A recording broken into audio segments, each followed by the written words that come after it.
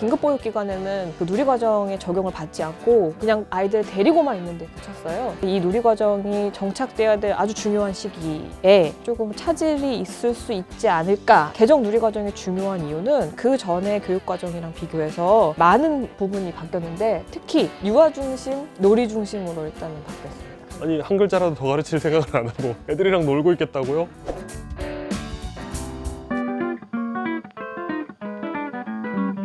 정부에서도 이제 이런 놀이 중심의 교육을 이제 정착시키기 위해서 사실은 그 작년에 개정 누리과정을 발표를 했어요. 그 누리과정이 뭔지 좀 설명을 해주실 수 있나요? 누리과정은 그 한국에서 유치원을 다니는 아이들에게 어떤 내용들을 학습해야 할지를 정리해 놓은 교과과정입니다. 어떤 발달 단계에 맞춰서 어떤 내용을 가르쳐야 될지, 그리고 유치원에서 선생님들이 어떻게 수업을 짜야 될지에 대한 내용들을 정리해 놓은 거라고 보시면 됩니다. 네, 그러니까 그런 내용, 그러니까 국가표준, 예, 맞습니다. 국가표준 교과과정. 그 영유아 교과과정. 우리는 누리과정을 따라요라고 하면 엄청 대단한 건 아닐 수 있지만 최소한의 퀄리티는 지켜지겠구나. 나라에서 그게 보증하는. 영어 학원과 유치원의 가장 큰 차이점이 유치원은 누리과정에 따른 그 학습과 수업이 진행이 되고 있고요. 그 다음에 영어 학원은 학원이기 때문에 누리과정을 적용하지 않습니다. 네, 누리과정을 따르는 영어 유치원이 있다면 있을 수도 있지만 그냥 따르는 경우는 있을 수 있어도 네. 이게 의무사항은 의무사항은 아니라는 거. 아니고. 예, 맞습니다. 이런 규제라는 게 네. 최소한의 어떤 라인을 지켜주는 네, 맞습니다. 긍정적인 그런 역할이 있죠. 사실 영어 유치원 이게 여러분도 관심 있는 분들은 많이 알아보셨겠지만 칭찬도 많지만 영어 유치원 안 좋던데 하는 평들이 네. 많이 있거든요. 네. 근데 그 안 좋다는 평 중에 상당수가 저는 이 누리과정과 관련된 이야기라고 생각이 들더라고요. 어떤 부분인가요? 학교에 갔을 때 적응을 잘 못한다 네. 라던가 사회성의 학습이 좀 부족하다던가. 뭐 그걸 이제 어떤 그 원어민 선생님과의 문화적인 어떤 그런 걸로 해석하기도 합니다만 네네네. 이게 영어 말고 가르치는 게 없다라던가 약간 그런 평들이 있는 영어 유치원들이 몇몇 있어요. 네네. 그래서 그런 것들이 누리과정에서 벗어나 있는 그 교육기관으로서의 한계일 수도 있다는 생각이 살짝 듭니다. 네. 물론 좋은 것도 많기 때문에 네, 다 그렇다 네, 이렇게 말할 수는 좀 없습니다. 예, 그 작년에 발표된 그 누리과정 개정안은 사실 2020년 더 적용하게 돼 있었어요. 네네네. 네, 지금도 하고 있는 걸로 알고 있고요. 제가 우려하는 건 약간 코로나 때문에 교사 연수 일정에 차질이 생긴다든지 그럴 수 있겠다. 아니면 아이들이 원래 그 상반기에는 긴급보육을 진행했기 때문에 맞아요. 긴급보육기관에는 그 누리과정의 적용을 받지 않고 그냥 아이들 데리고만 있는데 그쳤어요.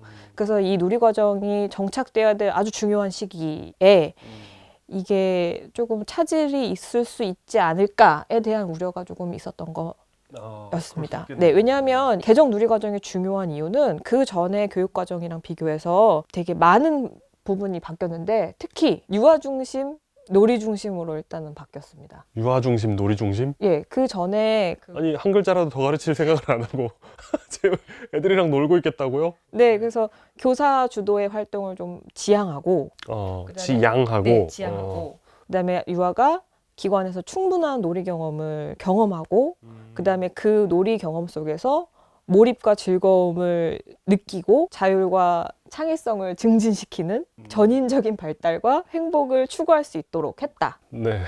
좀, 했다는 것이 정부의 설명입니다. 네. 좋은 말이 모자라서 예전에 안 좋았던 것 같지는 않고요. 네네. 어쨌든 좋은 말로 이렇게 설명되어 있던 누리과정을 네. 더 좋은 말로 정의한 것 같긴 한데 좀 구체적으로 그리고 실제로 그 아이들을 수업 현장보다는 좀 더 자유롭게 현장에서 이루어지는 놀이 방식에 초점을 맞춰가지고 그 기관이 운영될 수 있게 했는데요. 그러니까 예를 들어서 누리과정도 진도라는 게 있습니다. 예를 들어서 3월에 처음에 아이들이 입학을 하면 나를 중심으로 한 관계를 배워요. 나, 아빠, 엄마, 뭐 삼촌, 고모, 할머니, 할아버지 이런 관계를 배우고 4월과 5월에는 뭐 계절의 변화를 배운다든지 주변의 동네에 어떤 물건들이 있는지 뭐 소방서가 있고 뭐 시장이 있고 우리 동네는 이래요 저래요 이런 식의 이것도 다 이제 그 누리과정 교과과정에 있는 내용이거든요. 너무 좋다. 네. 네, 그런 게 다 정해져 있구나. 네. 이제 이런 것들이 사실 크게 기존 교육 과정에서 이제 신체 운동 건강, 의사소통, 사회관계, 예술 경험, 자연 탐구 이렇게 5가지 영역으로 나눠져 있었는데 이걸 유지하고 네, 그 안에 원래 369개의 연령별 세부 내용이 있었어요. 전 연령. 전 연령. 네, 근데 이것들을 통합해서 그 연령 통합 59개로 줄였습니다. 연령 통합 59개로. 네. 아, 좋다. 그러면 이제 진도에 대한 압박이 없이 좀 더 이제 아이들을 좀 더 자유롭게. 그러게 연령 통합이면 한 3년인데 네네. 그 3년에 369개면은 네. 이거 힘들거든요, 사실. 그죠, 맞습니다. 네, 힘들고 뭐 방학도 있고 네. 애들 뭐 주말에 쉬고 이러니까 이거 쉽지 않은데. 그죠. 진짜. 또 어떤 문제가 있냐면 뭐 아주 단편적인 예로 부산에서는 눈이 내리지 않잖아요. 네. 근데 서울에서는 눈이 내리고 네. 눈에 대한 개념을 만약에 아이들이 배운다고 했을 때 그 와닿는 그 경험의 질은 다를 수 있잖아요. 아, 그렇죠. 또 바다가 있는 동네, 없는 동네, 그다음에 그 공동체가 있는 동네, 없는 동네. 그렇죠. 네, 이런 세부적인 차이들을 발생하는 것들을 다 그 각각의 환경에 맞게 놀이를 통해서 체험을 통해서 아이들이 배울 수 있게 하는 것이 이제 이번 누리과정 변화의 가장 큰 특징이라고 할 수 있겠습니다. 좀 그럼 부모 입장에서 네. 좀 와닿는 변화가 있을까요? 관심이 많은 분들일 경우에는 수업에서 얘들아 뭐 하자라고 하는 그런 게 그 교사들의 네. 어떤 지시 사항보다는 아이들이 좀 더 뛰놀 수 있게, 그러면 아이들의 이야기를 좀 많이 들어보셔야 되겠죠.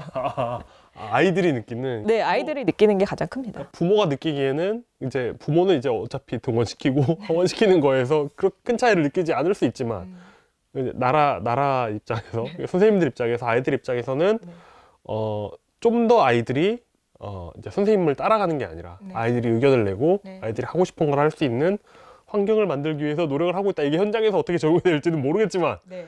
그런 환경을 만들고 있다. 네. 라는 이야기였습니다.